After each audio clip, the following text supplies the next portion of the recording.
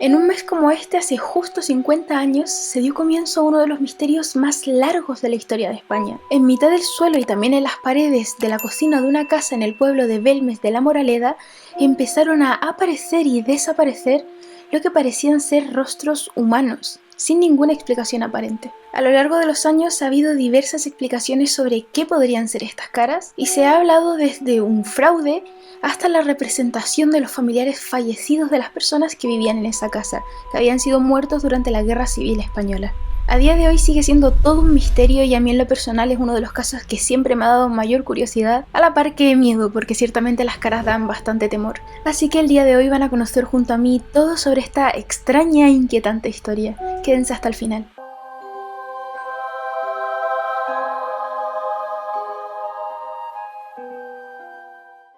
Muy buenos días y por si no nos vemos luego, buenos días, buenas tardes y buenas noches. Ya habrán notado que estoy haciendo algunos pequeños cambios, he quitado las figuplastis. Quienes me siguen en Instagram ya sabrán los motivos, así que no me voy a detener en ello. Esta todavía no es la forma definitiva en la que dejaré todo, haré todavía algunos cambios, así como tampoco sé qué poner en este espacio de aquí que se me queda vacío. Si alguien tiene alguna idea o proposición, déjenmelo en los comentarios. Y ya no me extiendo más y empiezo con el caso. Corría el mes de julio en el pueblo de Belmes de la Moraleda.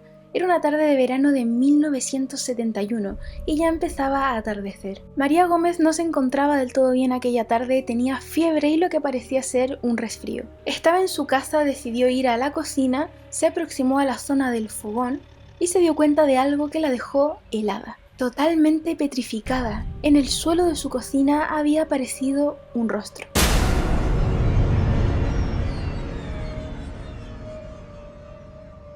Lo primero que hizo fue agacharse y tocar aquella cara. Llena de miedo quería comprobar si lo que ella estaba viendo realmente se encontraba allí y no era producto de su imaginación o manchas de polvo. Su primer pensamiento, según ella misma relató, es que a lo mejor pudiera tratarse de alguna broma por parte de uno de sus hijos, una broma de muy mal gusto, o que incluso pudiera ser tan solo una mancha de aceite o de humedades propias de una cocina.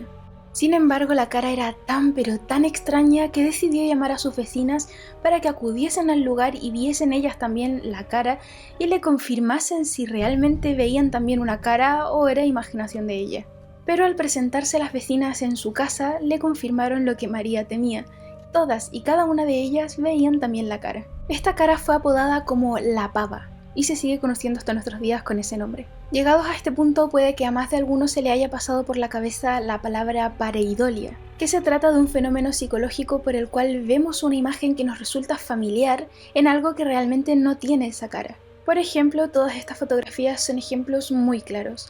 En todas ellas vemos objetos que pareciera que tienen cara, pero por supuesto sabemos que ninguno de estos objetos tiene realmente rostro. Lo cierto es que a pesar de que la pava, que es esta imagen que tenemos aquí, tiene unos rasgos muy definidos que parece casi indudable de que se trata de un rostro humano, podríamos seguir creyendo en la posibilidad de que pudiera tratarse de una pareidolia. Pero luego de los hechos que ocurren a continuación en esta historia, es casi absurdo seguir proponiéndolo como una explicación. Miguel, uno de los hijos de María, al enterarse de todo lo que estaba sucediendo en su casa, se encuentra totalmente desconcertado e intenta limpiar el piso fuertemente frotándolo con un paño con lejía. Tanto él como su madre María se preguntan de qué clase de pintura se trata aquello, porque a pesar de que frotan y frotan, no sale nada, no se modifica la imagen. Belmes de la Moraleda era en aquel entonces un pueblo muy humilde, pequeño, tranquilo, de no más de 2000 habitantes, donde nunca ocurría nada. Así que rápidamente el rumor se extendió por todos lados y pronto se comenzó a hablar de la casa de María como aquel lugar extraño donde estaba ocurriendo algo sumamente desconcertante.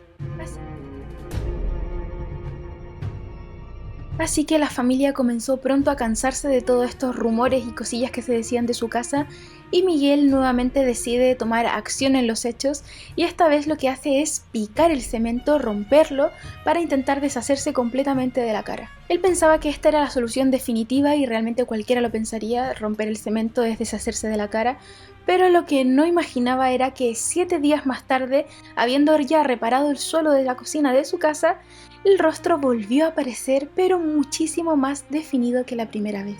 Esto desembocó que muchos de sus vecinos ni siquiera querían pasar por afuera de su casa y otros al pasar lo que hacían era santiguarse. En resumen, el pueblo comenzó a asustarse de verdad por lo que estaba pasando en la casa de María. Y eso que no sabían que esto era tan solo el principio de un montón de hechos que cambiarían para siempre la historia del pueblo de Belmes de la Moraleda. Y también el principio de algo aterrador que estaban a punto de descubrir.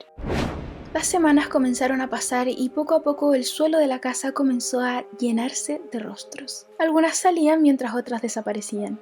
Todos eran rostros perfectamente identificables, con expresiones de dolor, de muerte, de espanto. Y con el pasar de los meses este lugar se convirtió en un centro de reunión para los vecinos y también para curiosos que acudían al lugar porque creían que esto pudiera a lo mejor tener un trasfondo divino. Pues había quienes decían que estos rostros tenían cierta similitud con el rostro de Cristo. Y también había quienes no veían nada divino en esto, sino que todo lo contrario, representaciones del mismísimo infierno o del más allá. Pues quienes veían las caras aseguraban sentirse aterrados, con la sangre helada, porque decían que aquellos rostros parecían la cara de niños aterrados, asustados por algo que estaban viendo o por algo que estaba a punto de sucederles.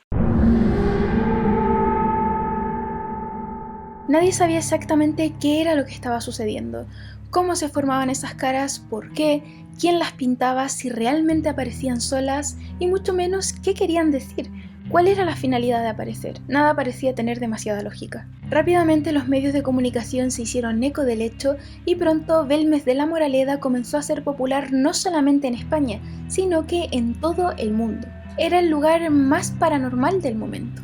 La familia asegura que llegó a convivir con más de 3.000 rostros a lo largo de los años, que aparecían y desaparecían, tanto así que la propia María llegó a asegurar que los rostros ya pertenecían casi a la familia. Aunque muchas de las caras ya hayan desaparecido, todavía se conserva el registro fotográfico de todas ellas gracias a los investigadores que en su momento se acercaron para poder registrarlo todo.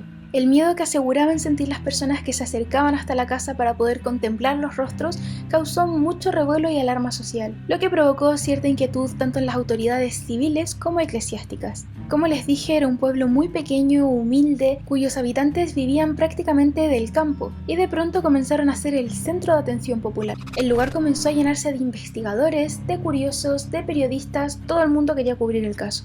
María llegó a contar en algunas entrevistas que el impacto mediático que tuvo el caso fue tan grotesco que llegaron a tener policías en la puerta de su casa con el fin de protegerlos y evitar que se les metiese alguien en la casa, ya que era demasiada la gente que quería entrar en todo momento y no les estaban dejando vivir en paz. Se dice que uno de los principales responsables de todo esto fue el periódico El Pueblo, que se encargó de difundir el hecho por todo el país. Se procedió también a realizar ciertas investigaciones para poder comprobar si este hecho era real o realmente era una farsa, y por ello se presentó la casa ante notario durante 3 meses, prohibiendo con ello el acceso a la vivienda a todo el mundo durante este periodo de tiempo. Y tras pasar estos meses pudieron comprobar que habían surgido 17 nuevos rostros. En ese momento, en febrero de 1972, Germán de Argumosa, un conocido parapsicólogo, pidió permiso al gobernador para poder investigar más a fondo y comprobar así si este caso era una farsa o un fenómeno paranormal único en el mundo.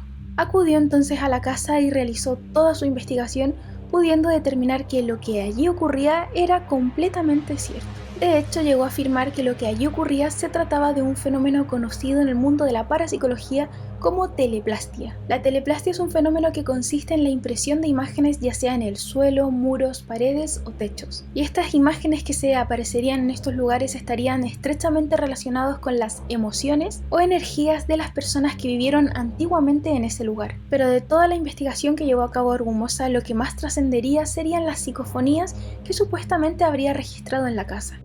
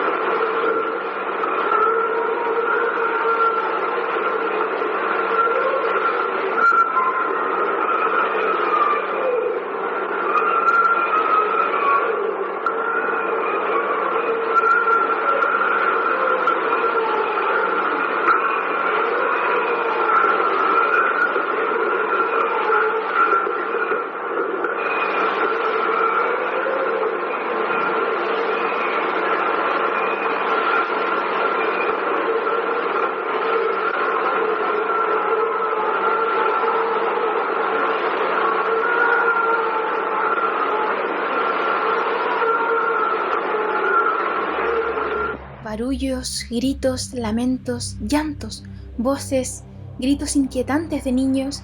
Se llegó a decir que se trataban de los sonidos de las torturas que se realizaron en ese lugar durante la Guerra Civil. La verdad es que se dijeron muchísimas cosas, porque las frases que se llegaban a distinguir en estas psicofonías eran frases que realmente impactaban a todo el mundo que las escuchaba. De entre ellas, las frases más destacables y que más miedo causaron fueron aquellas de «Sácame de aquí», «El infierno empieza aquí», «Sigo enterrada», entre muchas otras. Pero sin lugar a dudas, la más increíble de todas era aquella que decía «Pica patio, levanta cemento», porque parecía una clara instrucción que efectivamente se llevó a cabo. Y lo que encontraron dejó helado a todo el mundo. Picaron el cemento y se encontraron con una gran cantidad de huesos humanos, según la policía pertenecientes a un antiguo cementerio del siglo XII. La mayoría de estos restos pertenecían a niños y ninguno de ellos tenía su cráneo. Es decir, todos ellos estaban sin su cabeza. Los hechos resultaron tan impactantes para la opinión pública que incluso muchos escépticos llegaron a cambiar de opinión. Las caras hablan, publicó al día siguiente el periódico El Pueblo, lo que hizo que el asunto cobrase aún más popularidad si cabía, y pronto las psicofonías habían trascendido todo el mundo. Así que la casa se convirtió casi en un estudio de investigación paranormal.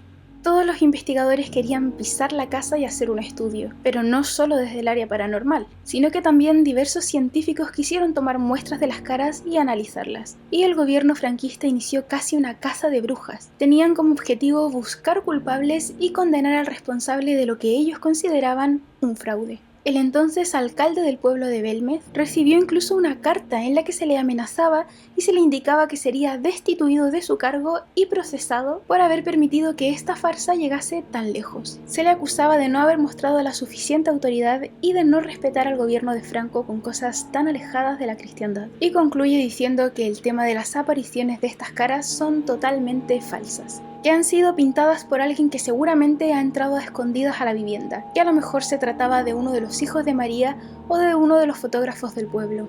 También se llegó a decir que la familia de la casa hacía todo esto por dinero porque cobraban cada vez que alguien iba a visitar las caras a su casa. Y por otro lado se intentó dar una explicación lo más racional posible para que se calmase la expectación popular. Así que se afirmó que las caras habían sido pintadas mediante una técnica que utilizaba sales de plata. Por este motivo muchos españoles se quedaron con esta versión oficial de los hechos hasta el día de hoy. Se cuenta que mientras todo esto ocurría, en el suelo de la casa comenzaba a surgir una de las imágenes más inquietantes de todas, que era un feto que todavía tenía su cordón umbilical puesto.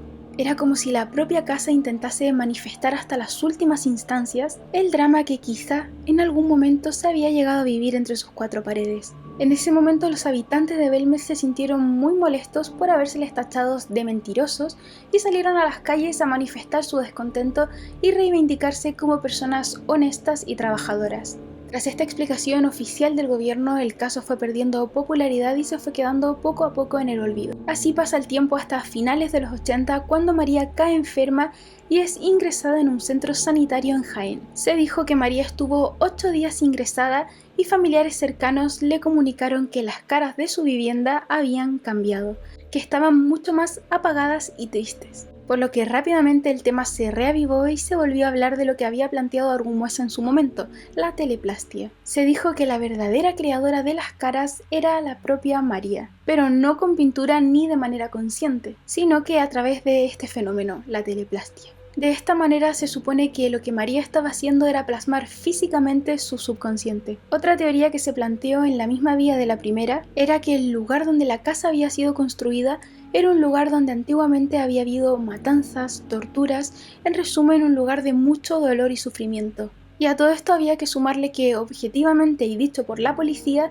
ese terreno era un antiguo cementerio del siglo XII, y también se supo que de otro cementerio mucho más moderno. Por lo que todas estas energías tan potentes del lugar habrían pasado inconscientemente a María y ella las habría canalizado y plasmado de manera física a través de la teleplastia. María, por su parte, confesó en una entrevista que ella se consideraba una mujer totalmente normal y que no se creía capaz de poder hacer algo como esto. Una de las cosas más inquietantes y probablemente aterradoras de todo esto, y que se puede ver claramente en los registros fotográficos, es que las caras que no se borraban no se quedaban intactas a lo largo del tiempo, sino que sufrían modificaciones, variaciones a lo largo del tiempo. Algunas de ellas será como si envejecieran, y en el caso de los niños como si crecieran. El hecho de que se vean modificadas con el tiempo y presenten estas variaciones, la verdad es súper inquietante, es muy extraño, y vamos a ver a continuación algunos de los cambios más espectaculares. Aquí tenemos a la famosa pava, que a muchos les recordaba al rostro de Cristo. Vemos cómo su mirada va cambiando, su rostro se tiende a engrosar, y uno de los cambios más sorprendentes vistos por todos en ella es aquella mancha que le sale de la boca y que en un momento no tenía.